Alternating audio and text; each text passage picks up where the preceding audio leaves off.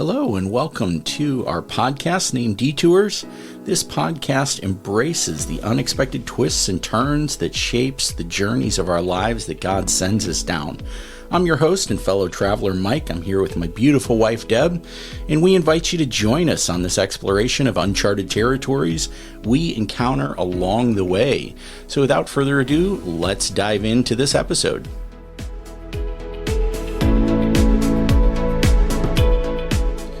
Welcome back to Detours, everyone. I am your host, Mike. I am here with my beautiful wife, Deb. Hi, guys. And as you know, our guest for season number 2 is my father, Steve. Say hello to everyone, Steve. Hello, folks. And we are back, continuing on with our last episode. This is a heavy topic this season, the loss and death of a child. And so we want to continue on with some of the positive things that that happened to us along the way.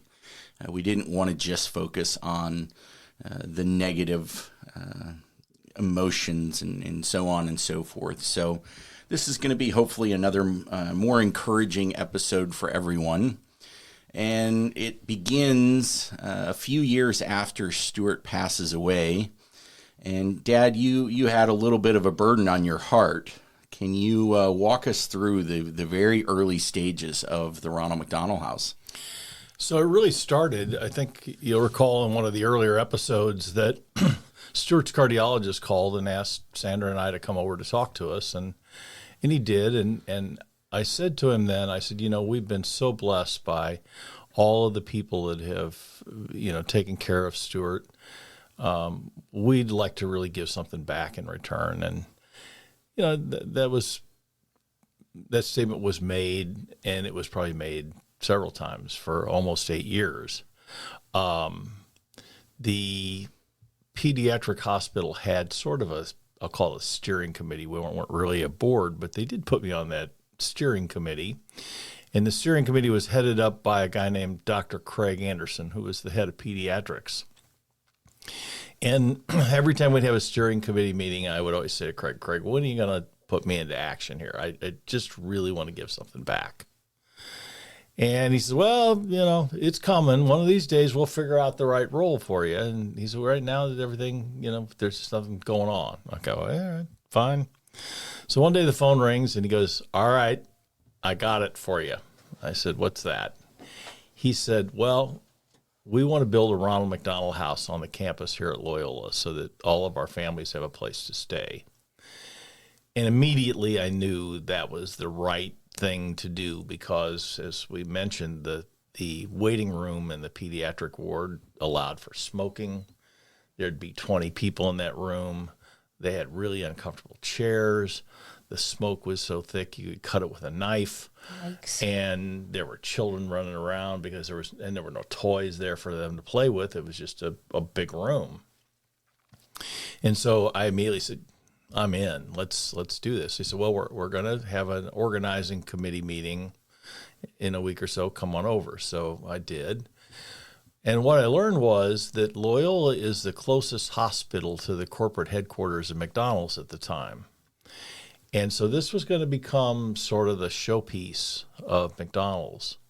And when new people came to McDonald's corporate headquarters and they wanted to take them to a Ronald House, ours would be the place.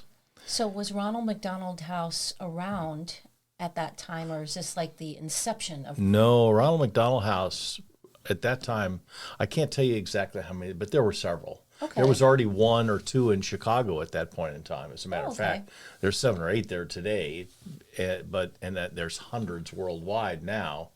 But no, it wasn't a new concept to McDonald's. And this is 8 years after Stuart's passing. Correct. That you get the charge to do this? Yep. Okay. So the other piece that was really kind of exciting to me was because of its importance. The chairman of the board at the time was a guy named Mike Quinlan. Mike asked his wife to take a role in the Ronald McDonald House, and she became sort of my partner in crime, if you will. I was responsible for the construction, and she was responsible for the decoration of the inside of the house. Fun. That would be my job. It would be, you'd be good at it too, Thank Deb. you. You'd have had a blast because it was a big house, and so we had a number of meetings. We met with the corporate Ronald McDonald House people to get certain guidelines ironed out that you had to satisfy. We met with, there's a misconception that McDonald's paid for all the houses that we built. That's not true. We were partners with the Chicagoland and Northern Indiana McDonald owner-operators. When I say partners, they certainly made a financial contribution to the house, but not nearly enough to build the house. And they also had members that sat on the board of directors. We had a fairly large board of directors that we accumulated. It was based on, we had about, I think, 4 McDonald operators. We had one of the head nurses from the hospital. We had 3 or 4 of the doctors from the hospital. We had a group of parents that had sick children or had children that had passed away at the hospital. And then we had the Loyola University Medical Center backs up to Hines Veterans Association Hospital.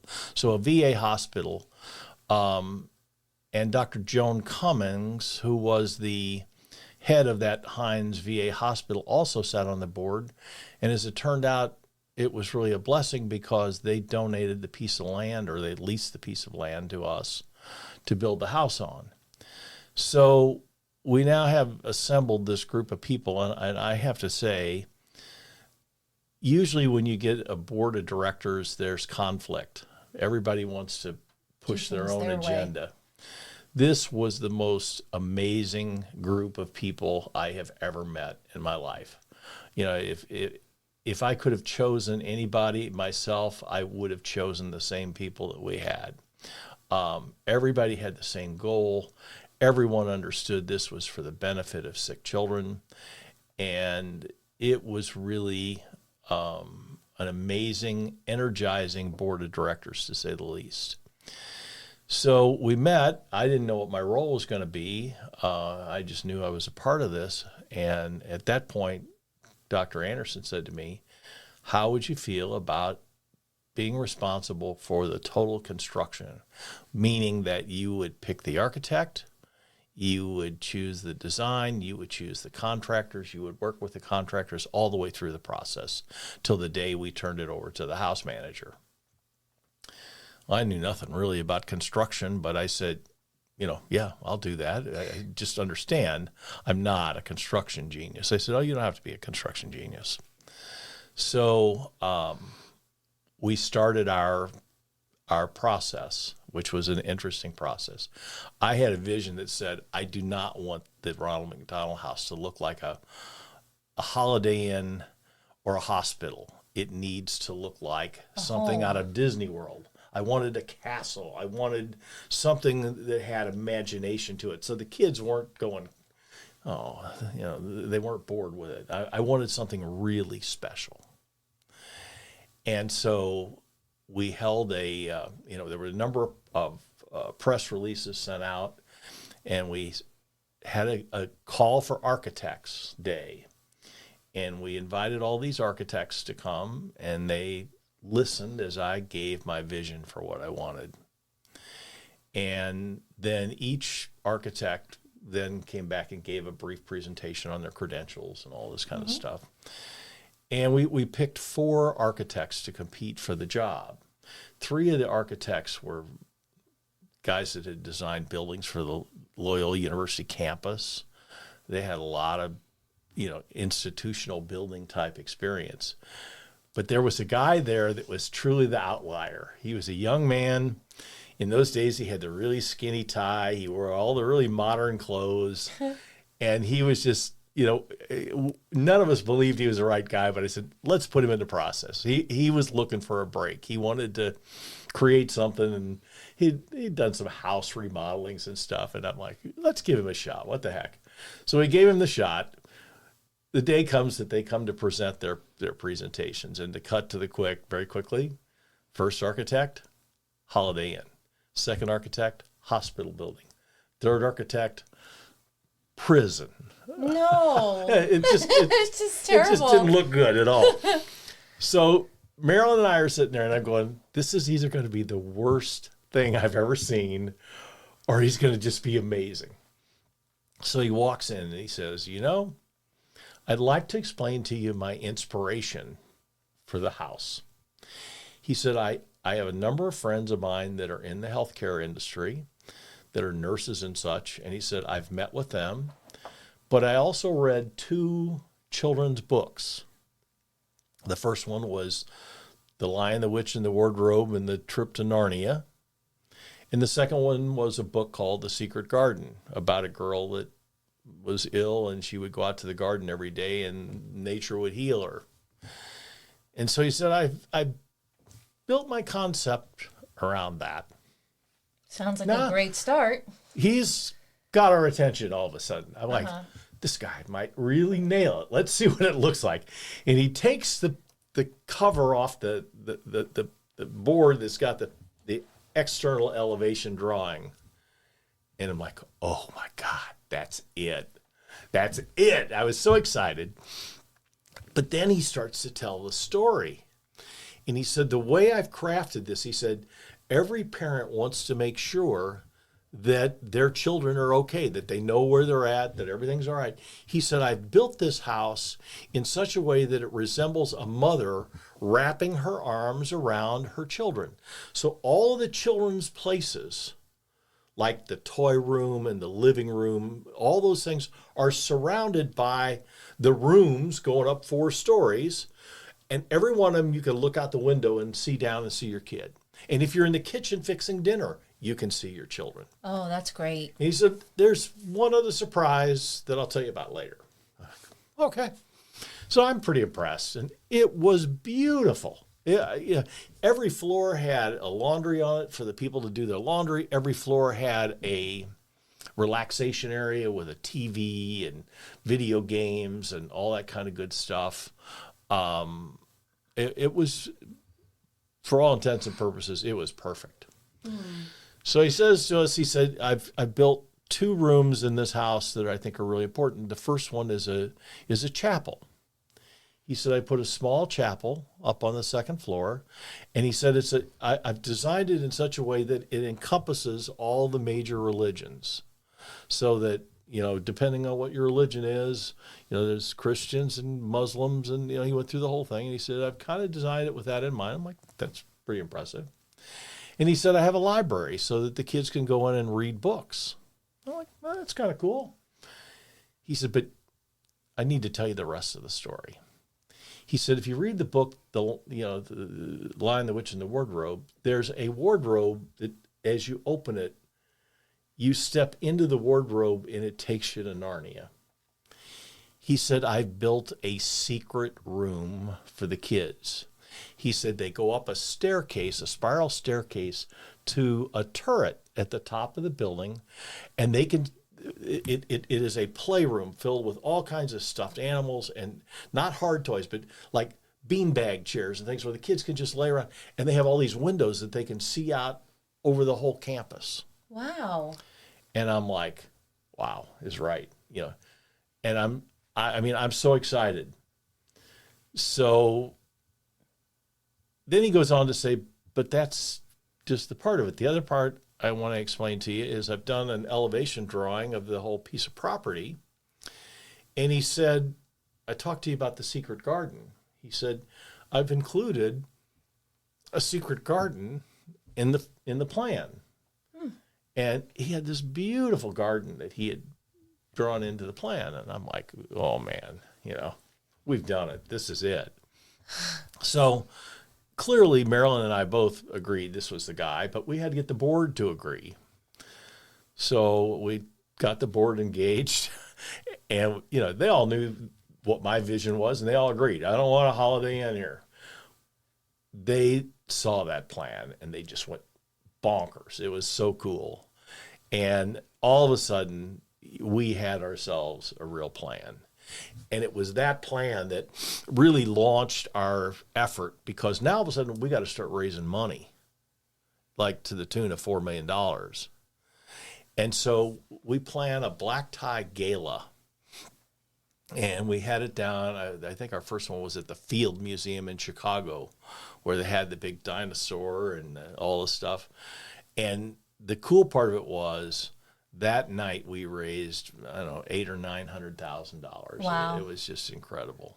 I think it's incredible that God used your sales ability to put you in a position to raise money, because raising money is a hard job, and you have to have the right personality, and you have to be willing to ask for the money. And a lot of people are uncomfortable with that, but yet God puts you in a position to do just that. And all the years of sales training that led up to this, I'm going to ask for $4 million, comes down to, I'm going to put Steve Snyder in the job to do it.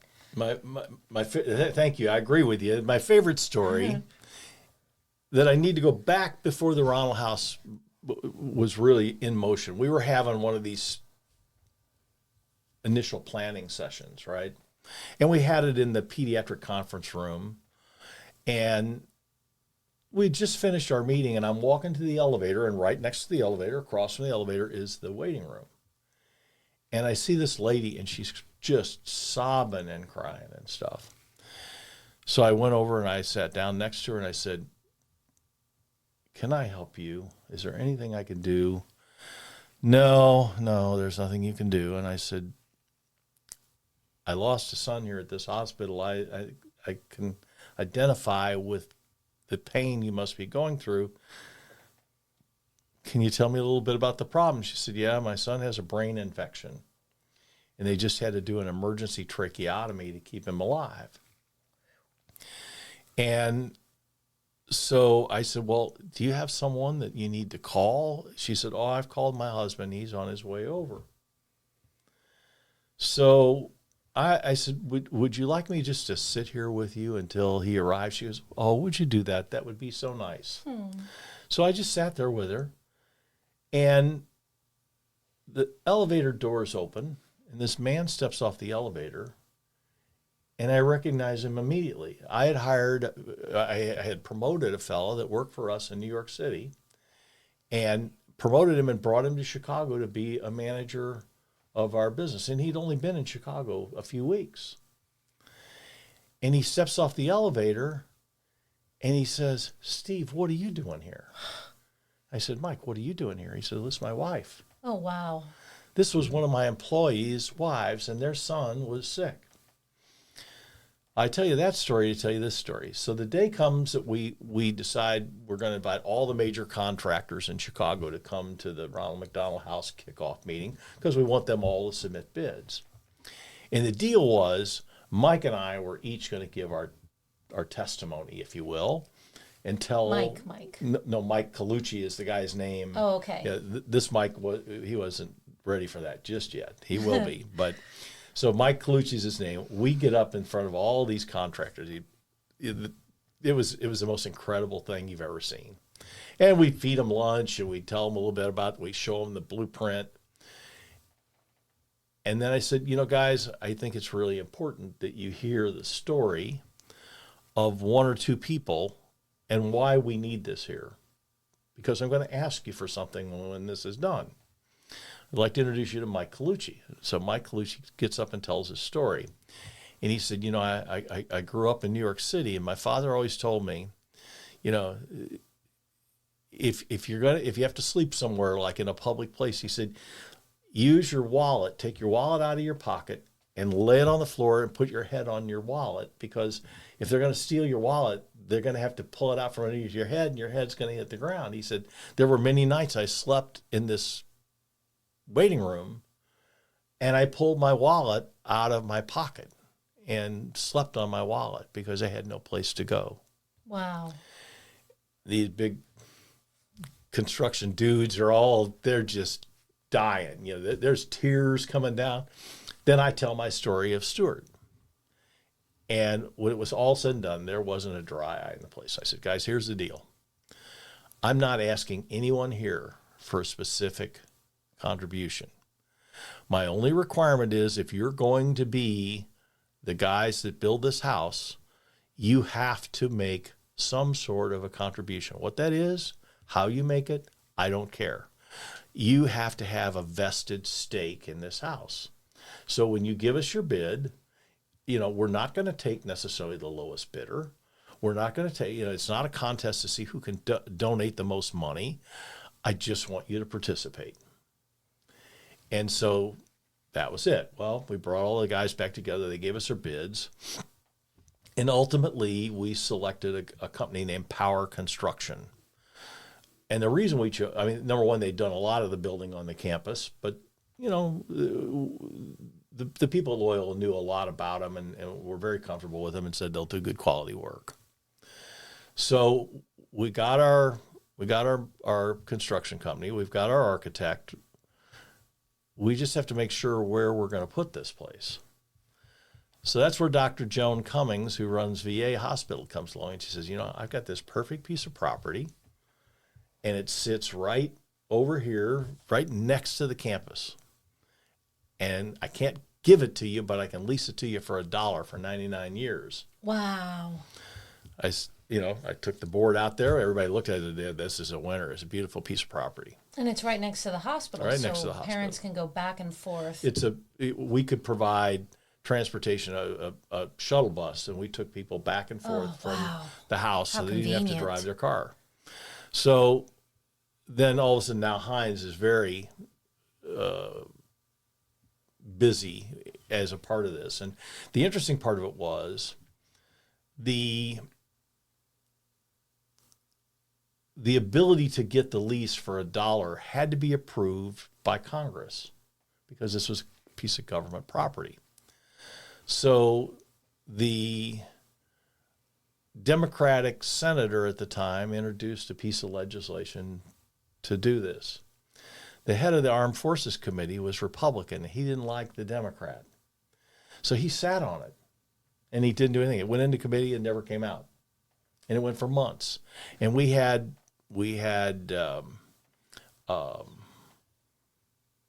lobbyists that we were trying to use to break it loose. It wouldn't break loose. So one day I'm down at my boss's office. My boss is pretty involved with the Republican Party. And I said to him, he said, "How's your Ronald McDonald House going?" I said, "Oh, Peter, it's really frustrating. We can't get this through Congress." He says, "Hang on a second." He calls his secretary and he says, "Can you bring me the file on the Armed Forces Committee?" And she brings the file to him and he starts laughing. I said, "What's so funny, Peter?" He said, "The head of the Armed Forces Committee was my roommate in college." Wow, God is so good. Oh my goodness. This is where God shows up. When you do everything you can and you hit a wall, and that's when God shows up, He picks up the phone and he calls and he goes, "What are you doing sitting on the Ronald McDonald House?" And the guy's like, "Oh, I don't really like the senator. She's kind of a pain, and it's just kind of my way of doing things, right? That's the way the politics work. She'll give me something I need, and I'll swap it out for the Ronald McDonald House approval." So Peter says, "I'm putting my guy on the phone here with you because you need to hear this story." And I tell the story of Stuart to him, and he goes, "You'll have your lease approved in 2 days." And sure enough, it was done. Oh, wow. I love it. So yeah, it was pretty cool. So we got ready to rock and roll. It was really quite a story. And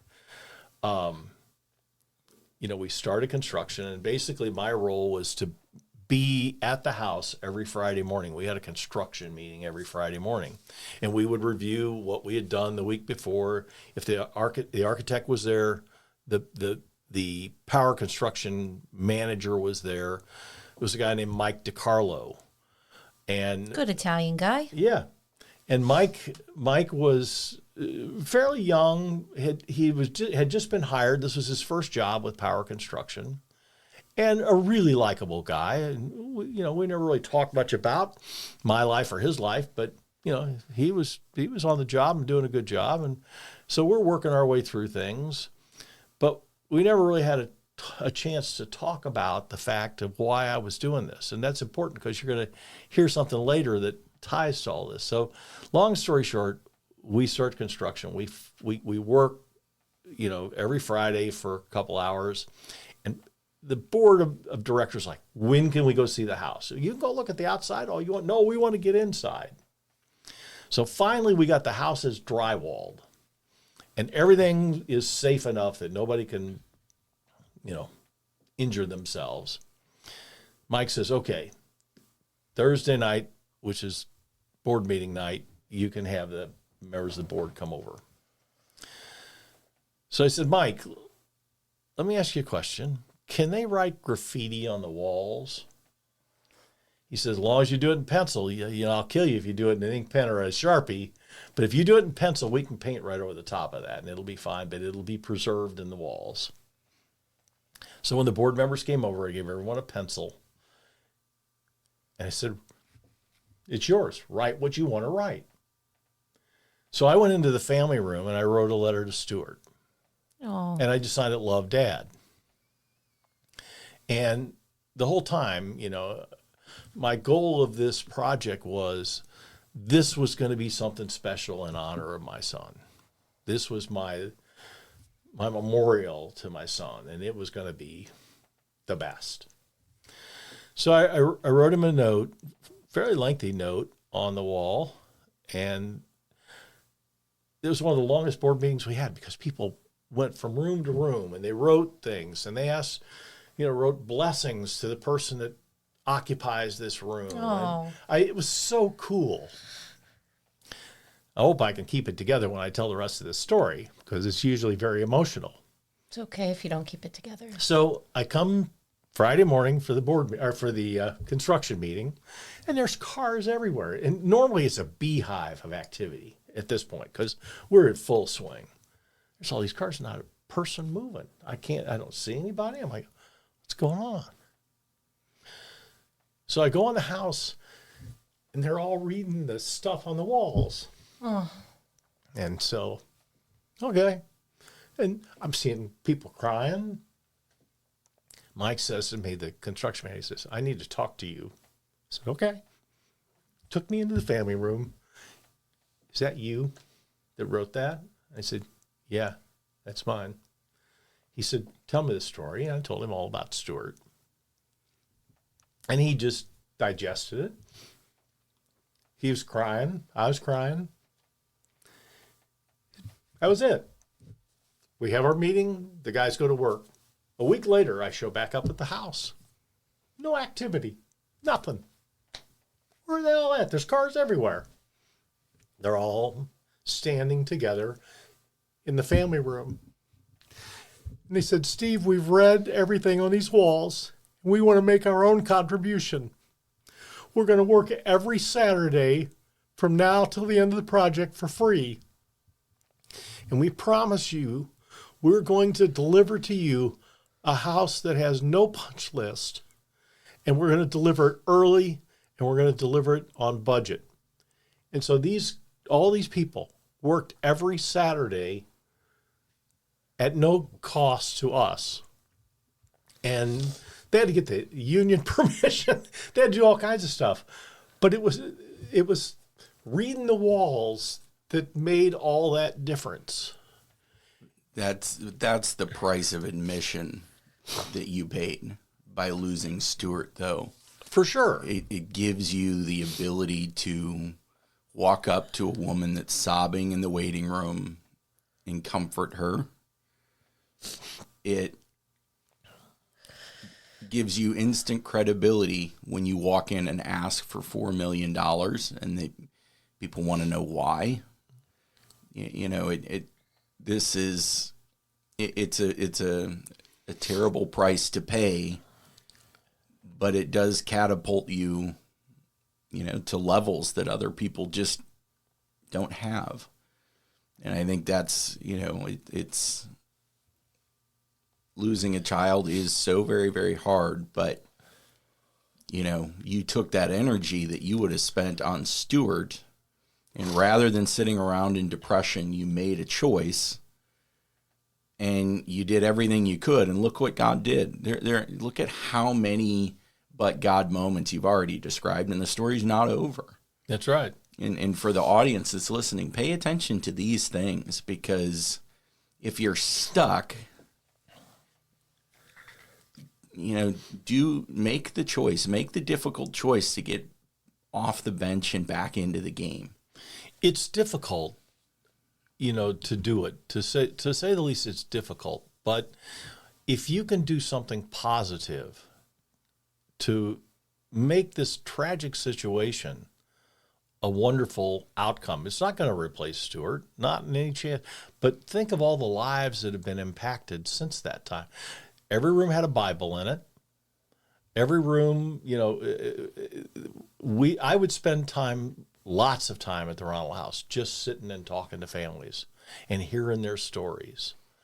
And, it was just, it gave me a chance to really talk about what God had done for me and for my family. And it was just really an amazing blessing. And, the long story of this house is it took us a couple of years, but it had some interesting offshoots from it. So as a part of this, every Saturday, I would take Michael here. We'd go over to the house and we'd sweep up all the sawdust and pick up all the nails that were on the floors, just so that we'd have to pay a laborer to do all that kind of stuff. And Michael got very involved in the house. And we have an atrium that's a 4-story atrium, and we have a fireplace that has that goes all the way up to the ceiling. And on that fireplace, we had an artist do a sculpture, which we called the Tree of Life. And it was a bronze sculpture that had leaves on it. And we enabled people to buy a leaf in memory of their child or whatever. And the artist is over there, and he's talking to Mike, and I'm busy doing something else. And he goes, Mike, come here, I got to show you something. Because Mike's like, I wonder if my dad would let me buy a leaf. Mm-hmm. And I'm like, I wasn't even around. And he says, Mike, let me show you something. He takes him up to the second floor. And this entire sculpture was up against the fireplace, except there's one leaf that extends out past the edge of the fireplace. Now, why is that important? He said, Mike, if you buy this leaf, I'll let you write on the back of it, and people will be able to see what you wrote on the back of the leaf when they stand there. The leaf is only maybe 3 inches long, and you can see it. But I didn't know any of this conversation's going on. So I go out of town on a business trip. I come back home, and my wife says, hey, you need to go look on your pillow. At the time, that was right about the time that the very first Air Jordans came out. And he was saving up all of his money to buy Air Jordans. They were about $135 a pair. And I come up, and on my pillow is an envelope full of money, and he says, Dad, the kids need this worse than I need Air Jordans. Aww. Please donate this to the Ronald McDonald House, which I thought was really cool. So I'm down in Atlanta, and I'm talking to one of my business partners, and I'm telling this guy, Bill, I said, he's asking how the Ronald House is going, and I tell him the story of Michael donating the money. He says, just a second. Pulls out his desk drawer, pulls out his checkbook. He says, how much is a pair of Air Jordans? I said, $135. Michael Snyder, $135, writes him out a check. Oh, my gosh. And he said, and then here's my contribution. So Michael got his first look at what does it mean to give and to receive back something special. I don't know how it, I at some point in this conversation, we need to talk about how your affiliation with the Ronald McDonald House grew into way more than it was at the time. But so that was a pretty cool experience. And Michael was all in. How old was he at the time? 15? This was like 93 or so. So at that point, that was before the house officially opened. So probably 12, 13 years old, something like that. When it opened, he was 14 or 15. And I'll never forget it. So the house is now complete. But, when they finish, you got to go wash all the bathtubs and everything. He's there. He's running vacuum cleaners. He's washing bathtubs and toilets. And we're there with Marilyn Quinlan, my partner, and some of the other board members. And he's right with us, move for move, and vacuuming and doing everything that he did. So it comes time for the grand opening of the house, and so we have a press day. And so the deal was, I said, come on, you're going with me. This was in August. School is out, or July.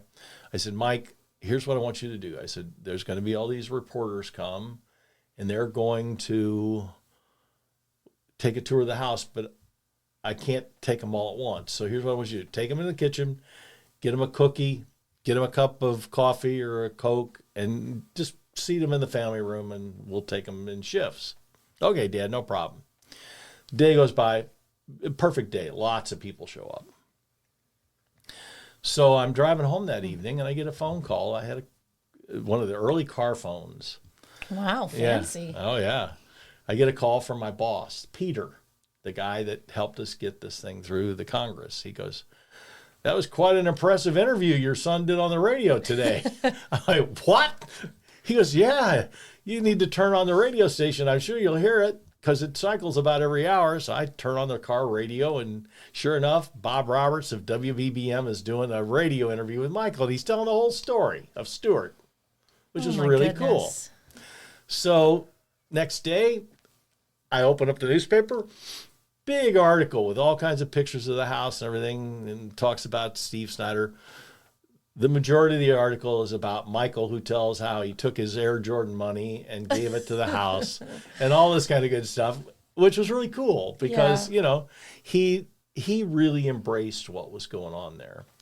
So then we have the grand opening day. And, of course, Ronald McDonald was there, and the Hamburglar. Was Grimace? Because Grimace was my favorite. Grimace was there, I'm sure. I can't remember, but a lot of the characters were there. But the big deal is Loyola is a Catholic Jesuit hospital. And so the big deal was that Cardinal Joseph Bernardine, who's the head of the Chicago diocese, was coming to see the house. And so they said, all right, Steve, you have to take Colonel Bernardine on a tour of the house, which I was very pleased to do. So I take him on a whole tour of the house, and we go out to the secret garden, and he was just blown away. And he said, well, thank you so much for what you've done. And so I said, Cardinal, have a seat. Because it's a really nice benches. I said, you know, I think it would be really cool if the Jesuits would build a children's hospital here at Loyola. I said, you know, I got to believe that the Catholics should look at this to say that the children are the future of the church. And I said, anything you can do for children would have a very positive impact on the future. And he goes, that's very interesting. He said, if we were sales pitch the priest. He said, not just the priest, the cardinal. The cardinal. And so he says to me, if I were to do that, would you do for the hospital what you did for the house? I said, sure, no problem. So he didn't commit to anything. And then all of a sudden, several weeks later, I'd given him one of my business cards. I get a call, and this lady says, are you available to speak with Cardinal Bernardine? I said, absolutely. And long story short, he said, we'd like to do that. Wow.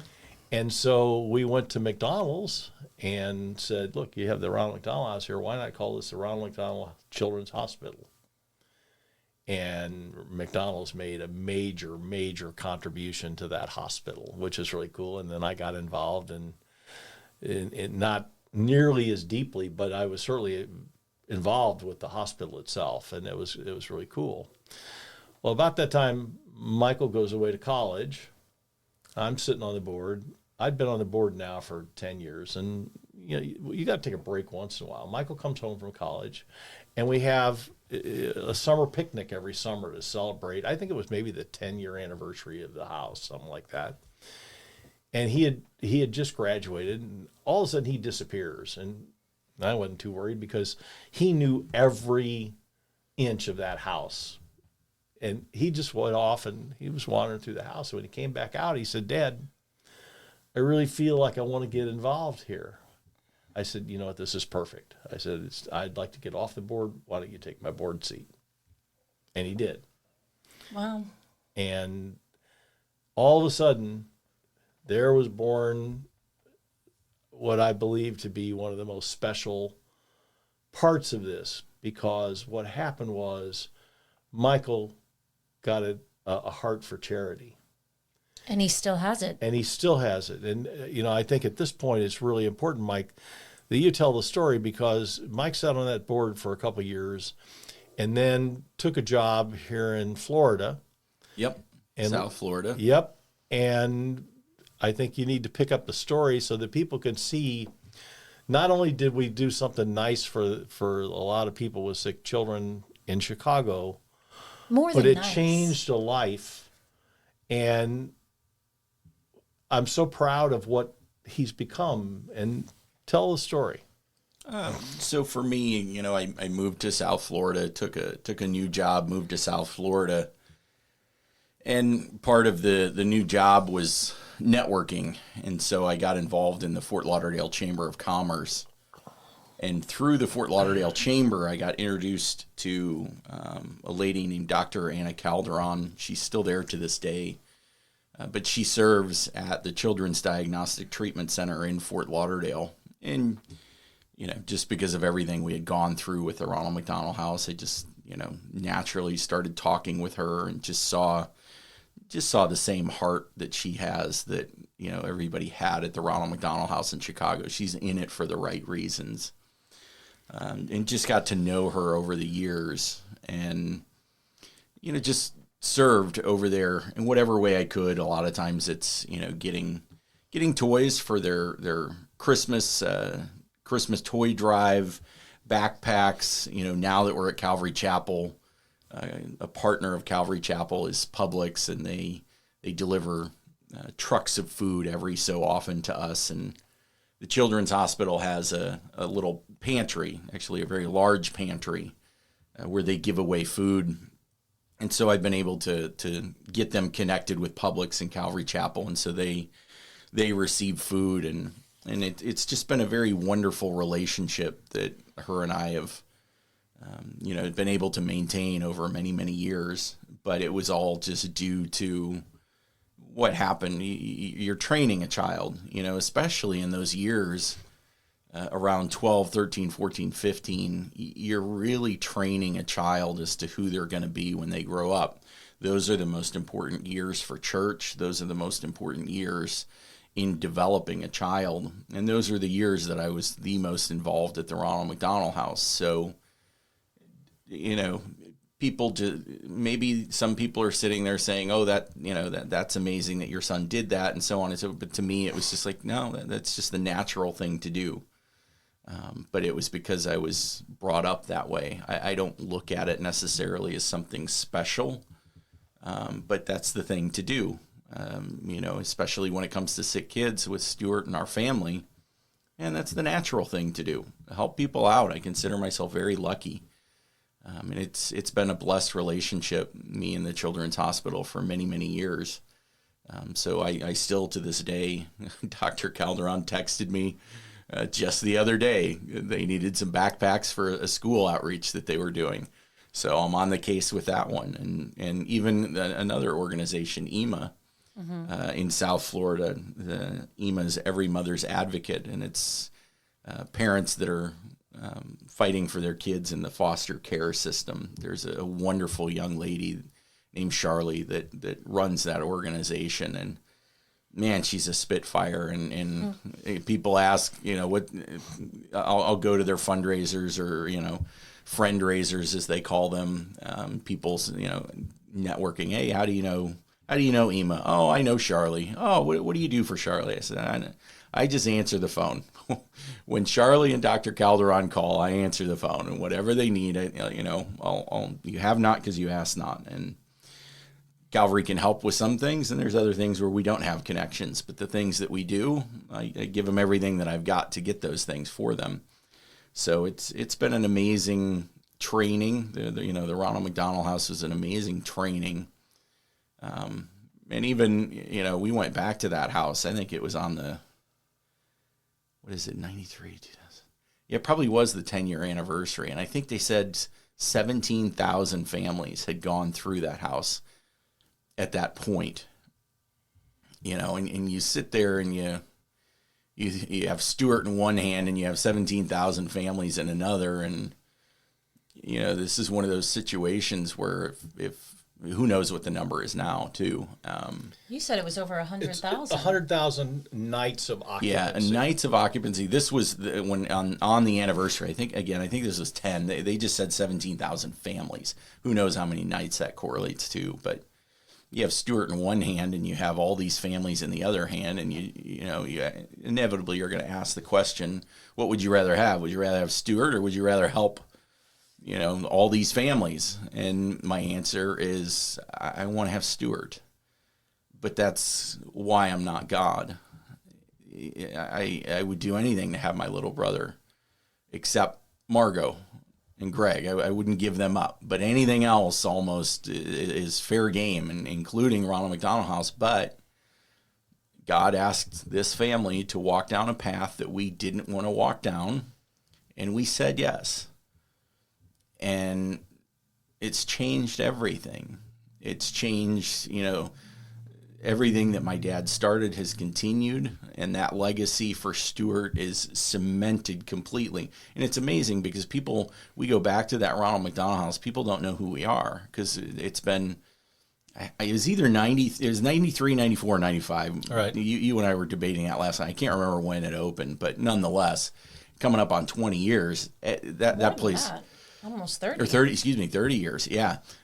So all the staff there, nobody knows who we are. One has a clue. The only way they'd know is if they looked at the cornerstone, because it has all the names of the board of directors on the cornerstone. Yeah, and nobody knows who you are. So you go back and you take tours, and you want to know what they know and what they don't know, and nobody knows the stories of the graffiti on the wall and all sorts of little nuances, but it's always good to go back and just take a tour as a nobody and see how the house is doing and so on and so forth. I want to take a tour when we go to Chicago. You're absolutely welcome. We'll take you over and let you see it. Yeah, let's make sure that happens. Yeah, and what you need, it's such a flagship location. It's completely different. One of the things my dad didn't mention is every one of the rooms, usually you get a room number. Like, Deb, you're staying in room number 12. Well, here, because it was the secret garden, every room was a flower. So you were staying in the lilac room, and everything in the room was in the theme of lilacs. And you also, inside the drawer, was the Bible, but next to that was the secret garden, a copy of the book, The Secret Garden. So, the tagline was the house that love built. And you feel it. You go into that Ronald McDonald House versus I went into the Ronald McDonald House in Fort Lauderdale, and it was a hotel.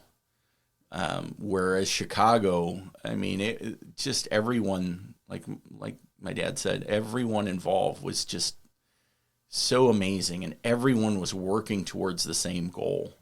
That when NASA landed on the moon, they had, I don't remember the number of employees that got involved in contractors. I think it was around 100,000 people. But the reason they made it to the moon was everybody was working towards the same thing. And that was the Ronald McDonald House. We all were working towards the exact same thing. And so it's such a wonderful memory to have. Just going back to that place and looking around going, I remember the day when, we were scrubbing this. I remember the day when, insert any of the old memories. But it was such a blessed season. But I was taught that, right? So, and I watch you live that out in your life now. And we serve together, and I can see the heart of just...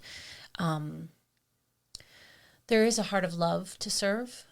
It isn't just, I'm doing this because I should, or I'm doing this because this is what we've always done in my family. There's something very unique about, there's a genuine heart that you have to serve God and people. So it's a beautiful legacy. Yeah. So families out there, get out and serve together. Go to a soup kitchen, go to your church. Find something that resonates with you, and don't do it to check a box.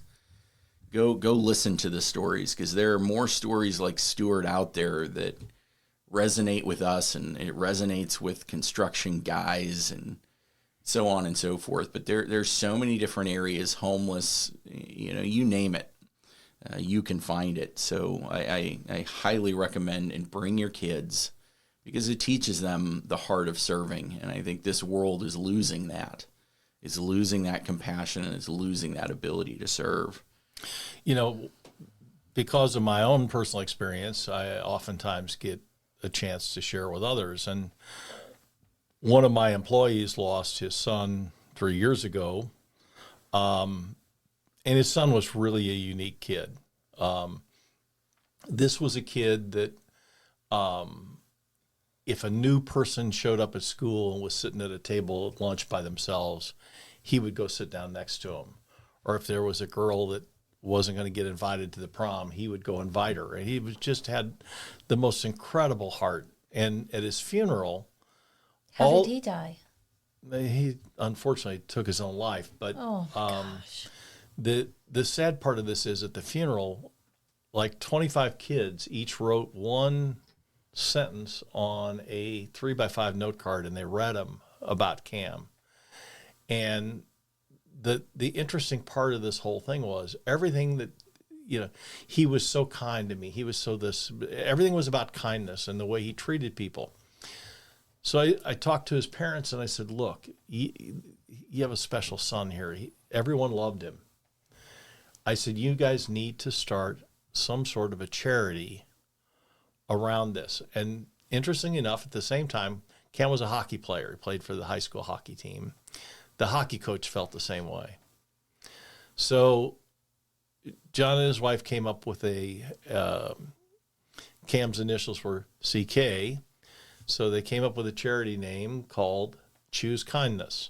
And the hockey coach created kind of a logo, and he put it on the hockey jerseys of the high school hockey team. And they started this charity, and they raise money, and part of the money that they raise, they choose a student each year. I think it's one male and one female, if I'm not mistaken, that the students and the faculty believe are the kindest person in the class. And they give each of those children a scholarship. And does that replace their son? No. But it does give them joy. And it's just amazing. It's an honor. The community that they live in it's a suburb of Milwaukee, but they seem to know everybody there. And what's interesting is when they have these events, whether it's a car wash or you name it, the community really comes out and supports it. And it's a beautiful thing to see all these kids who know this young man, and they come out and they do their thing and they raise money, and it just really is a very positive event. And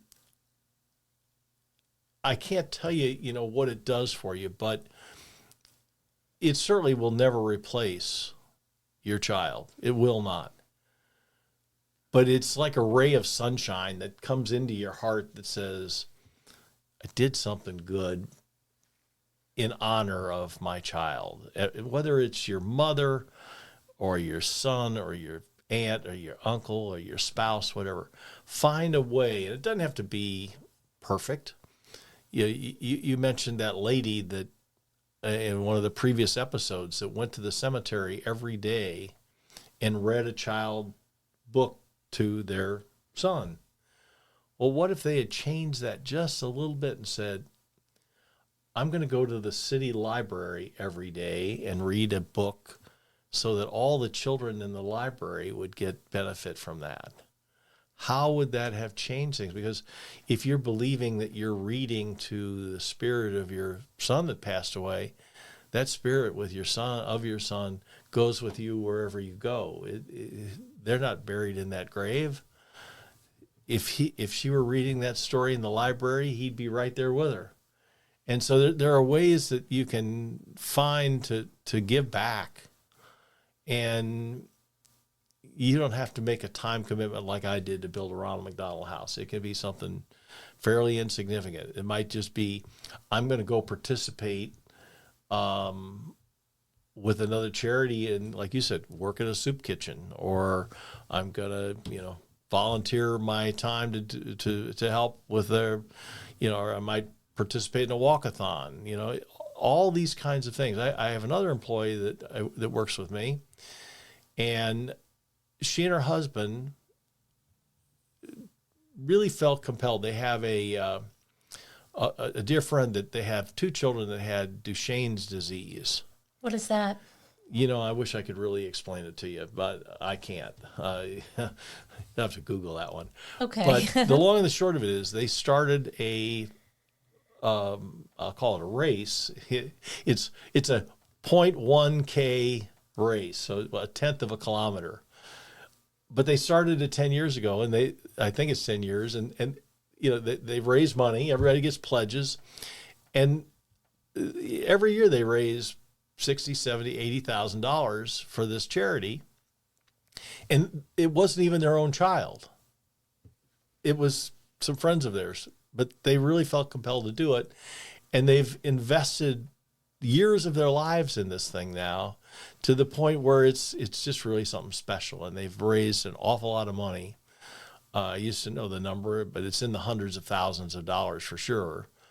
And it was all raised because they had a heart for a situation. And I would say to the folks here, if you're listening to this and you haven't lost a loved one, you can still participate.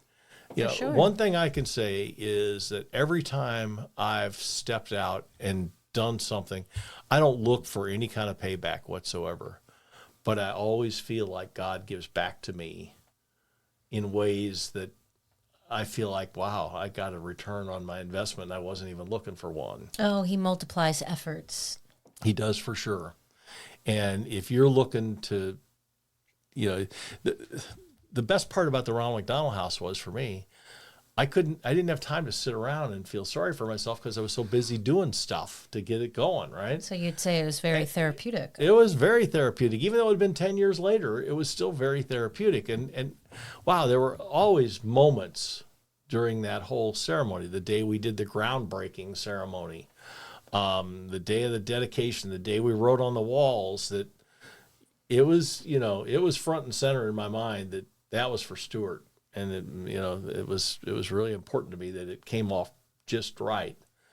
But you don't even, I know our next episode that we're going to talk about are what are the kinds of things you can do to support others that that are going through a loss of a child and so forth.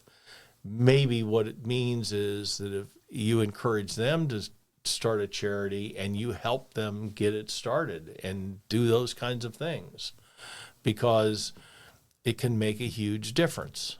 And all I can say is you won't be sorry. Today is a society, our society today is all about me.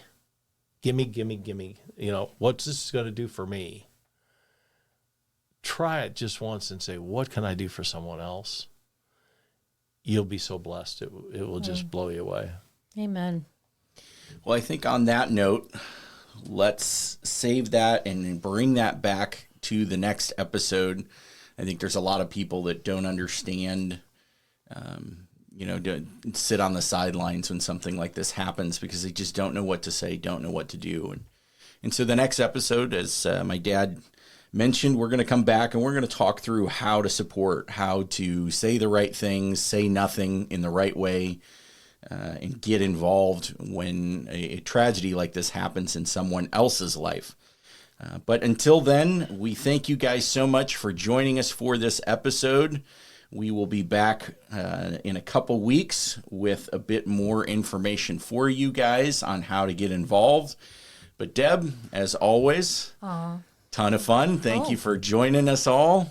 Of course. Dad, thank you for being a guest on our show. My pleasure. For this episode of Detours, but we will catch you guys next time. Thank you so much. Take care. Bye now.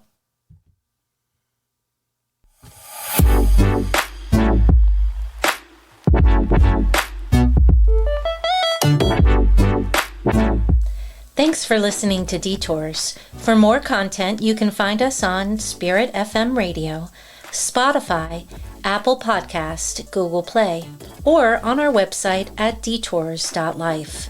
To view my writings or to contact me for public speaking engagements, visit my website at debmarsalisi.com.